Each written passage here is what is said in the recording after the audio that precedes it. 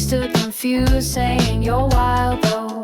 She said, "I was your parrot in days gone by, perched on your shoulder, watching life fly, whispering secrets you'd laugh or deny. But now, here we part under this earthly sky." She folded her arms like wings to take flight. Jake shook his head, thinking this ain't right.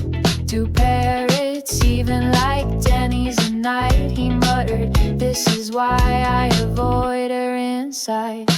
Amber, lean closer, don't you recall your breakfast orders? They weren't small.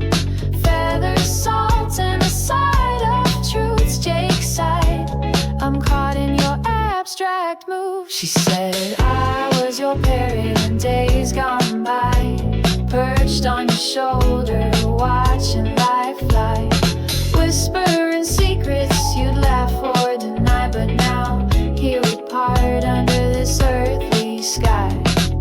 Jake turned his back as dawn drew near.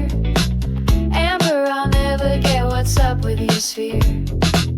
But she spun around, vanished in a flash, leaving spatulas and mystery